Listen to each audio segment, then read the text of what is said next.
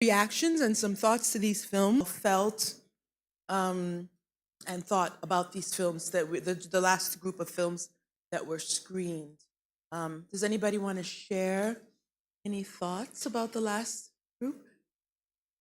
I really liked the rose glasses. You know, that's a figure of speech, to see life through rose-colored glasses, and the metaphor. But this film, I guess, I really liked that, even though it was kind of, the violence part. Not that pleasant to watch, but it's something that film should be made about. So I'm glad someone made a film about it. Reactions. Somehow. And then I didn't get the animated one. I don't know. You said Thera. Which one was Thera? Thera was the Mexican. Sarah. Oh, the movie was called Sarah. Yeah, I think. Oh, that was Sarah lovely. Yes. Yes. Was that the name of it, Sarah? It's actually Mexican. Maybe our Mexicans can call the proper way it's called. I can't call it very well. Sarah is okay. So Sarah is okay. It's been approved by the. I don't understand it. But There was. Okay. I love the documentary. I love the fact that it was told by by women that were deaf, and they still communicated with women, and we could understand what I felt like everybody in the room could literally understand what these people were saying in the documentary. Either it happened to you, or you know someone that it happened to, or you've read a story. Like today's movie selection, should I say, or documentary selection has been so apt, so on point. I really enjoyed all of it, down to the pink glasses. I think I love the pink glasses, and I really hope women get up and leave when times get hard. Here, and then we have another. Okay, so how about? Okay, so you'll go first, and then you. One person here first, and then please. Okay, my name is Patience Nedinso Eze. Hello. I want to speak mostly about the woman, and the authority comes to pick him up. Then he acts in a way that they pity him, and they say, "Hey, no, he's whereby he's the one abusing the partner." So it's a big challenge for most of us. I work in advocacy, so oftentimes we get to see cases of people living with challenges, and it's very difficult for us to help them because, like myself, I do not understand sign languages, and it's something. After watching this film, I just challenged myself. I say, I think it's high time I take my time and learn it, no matter how little I'm going to, so that I will be able to communicate with them. And another thing they suggested during the documentary was having an app. Yeah. Yes. I wish we can introduce it here in Nigeria. I so much wish, because sometimes they are in danger. They want to report. And just like the other woman said, he said, because at that point, they're emotionally tense.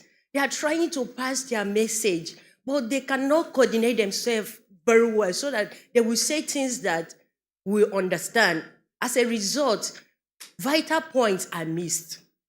So if this organization can also look into it, I'm sure there will be organizations that can sponsor that they will have an app where they can report their issues, and we can work with police station, we can work with different organizations that will help. It will go a long way to save them. Someone met me with a case. She's married, and along the line, she discovered that use just that one too. We've met several women who are in an abusive relationship, who are going through a lot. You really want to help them, but they don't want to be helped. You ask them questions. Telling me about it, my organization can pick up this case, but if it gets out from me as a person and my organization steps in, that man may go to jail. Are you ready? She says she don't want to involve the police. She just wants to handle it. And that is the problem many people, even someone in this room, may be going through. They are being abused daily. And once that person that is abusing them cries and says, you caused, this person works with a goodly, and he doesn't hit the boss. Why does he have to hit the woman at home? Exactly. So these are challenges that are keeping. So they will always go back with, I don't want to live because of the children. If you are financially independent, won't you be able to pay your children's school fees? So they stay. In fact, we cannot. In fact, I don't know what else. Thank you. Well, I thank you so much for your really insightful comments, and I really much appreciate the fact that you're in that advocacy because it's so needed and it's such exhausting work. Please, what were your thoughts on Question and the girl child that was just, I think she started seeing her messes.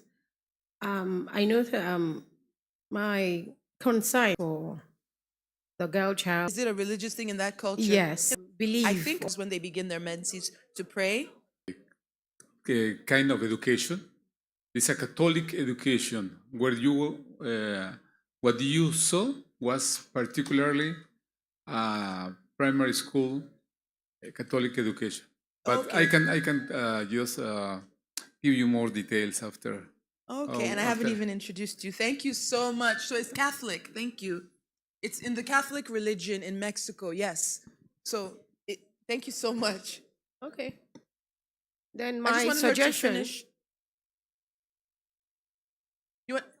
Well, we need to let her finish hers, and then he also helps. So when she's finished, then thank you.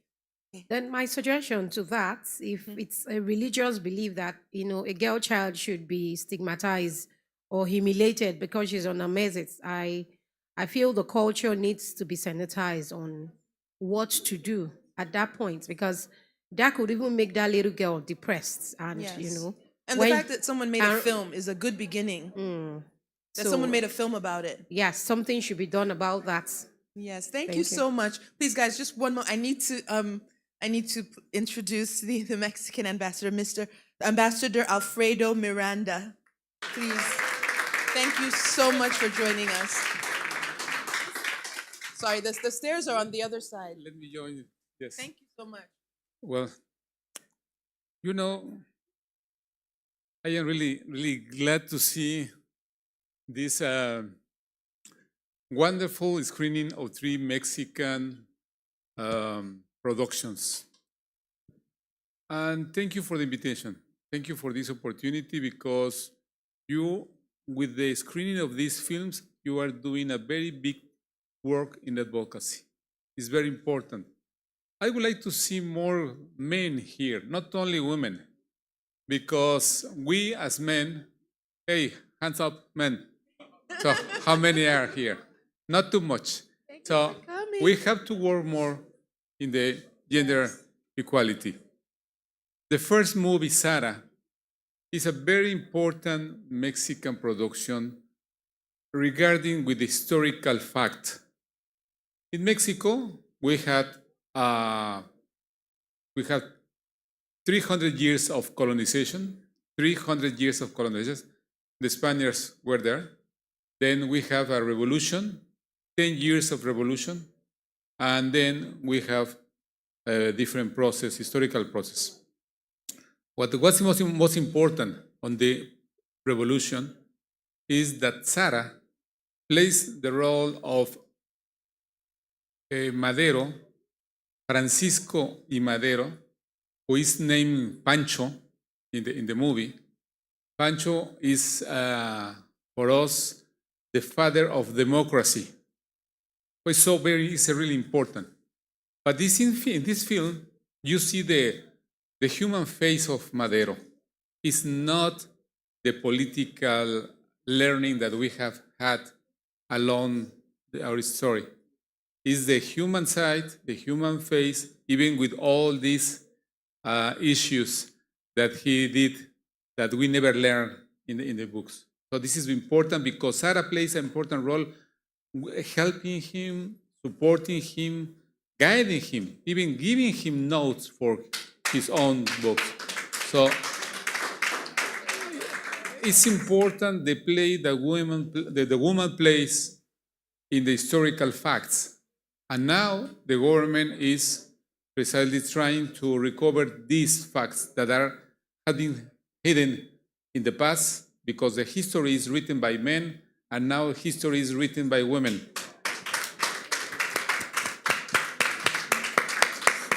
Because we are talking about politics, let me share with you that, and I invite you to follow the Mexican election process in Mexico. For the first time in our history, Mexico is having two main women competitors. Candidates. Sorry, candidates. Yes. Yes. Two main candidates, and the third one is a man. For sure, Mexico will have as next president a woman for the first time in its history. And when you see Mexico and when you see Nigeria and Mexico we are very similar. You cannot imagine how our complexity is so big. You, as country, you have a very big complexity in Mexico. Both are federal system, political system, both with different states. 30 really powerful of what they do. Complexity is really big in Mexico, and of course, we were new as macho men, as macho culture. The women in equal manner. In the legislative way, Mexico has different laws, parties to present 50-50 candidates. So this is the first. The second one, this erosion of what this. Let me tell you something. The first rule, respect women with men or women, no. We have to ask for respect. And the third one, I want to go deep on the comment of the position. It's not, there are a few against the public, against the Catholic Church. This orthodox way to teach and to see the problems. So menstruation is natural when you have information, when you know what is going on. But when you don't know and it's a surprise, it could be a big issue. And also, that's why it's so important at the end of the story to have this communication between fathers and girls. Thank you so much for the invitation. Brilliant. Thank you so much. This is so insightful. Thank you. Yes, the stairs are over here. So thank you. Thank you so much, sir, for sharing that. I think all who were aggrieved are feeling a bit better now, right? I mean, where it comes across as if our culture is enabling, take him to the police station. But in the moment of it, this is your brother, same father, same mother. It just might not be as easy as you think. So sometimes it's easy to take a stand when it's abstract from you until it comes right into your house or to your doorstep. So I feel like sometimes we need to wear that lens when we're judging people who are in those moments so that we can really be able to wear their shoes and provide the right support system that really helps them evolve from that process and come out strong and alive, because that's what's always important for us, that the women actually survive these experiences and that these experiences really stop because that is really key. Thank you so much. I think back to our Igbo moderator. Thank you. Yes, I totally agree with what you just said now too. There was a saying once that they used to say that the pen is mightier than the sword. They used to say, and I think with the internet and all, I'll just personally speak for myself. I don't read as many books as I used to. I just watch documentaries now. So I think the new saying can be that the camera is mightier than the pen, or the camera is mightier than the sword. Because as you were saying, Carolyn, that a lot of these issues, we talk about them in an abstract way and they don't really sink or touch us. But as painful as it is to watch it being enacted and created, that's what really moves people to do things, to start advocacy, to, like you might say about the app, Patience, you're saying about the app, that it's seeing it is what brings the action about. So yeah, so I'm grateful. So now let's Now that you are saying this, I forgot something. In Mexico, we have a program. It's a program talking about the application. It's a program and it's a kind of advocacy that we are doing. So any woman that feels that she's in danger and if she is close by in a public service, there is a sign, a sign. The sign is this. When do your hand, close the hand like this. And if a policeman see this, immediately, without saying any word, the policeman caught the man. Thank you. Yes, that's excellent. Jane, a lot of things are happening. That's excellent to hear. Thank you. So now that we've talked a bit about some of the viewers' reactions to the films, let's talk a little bit about the acting aspect of the films. And to discuss that with us today, I would like to call up two actors that are here today. One is Fumi, and the other is Isioma. Please come up and join us so that we can talk about. Yes, the stairs are here. If you come that way, you'll have to do some mountain climbing. Like I did in a skirt, so the stairs are right here. Come on up this way. Yeah, so we'll just have a little brief talk about that aspect. Come on up.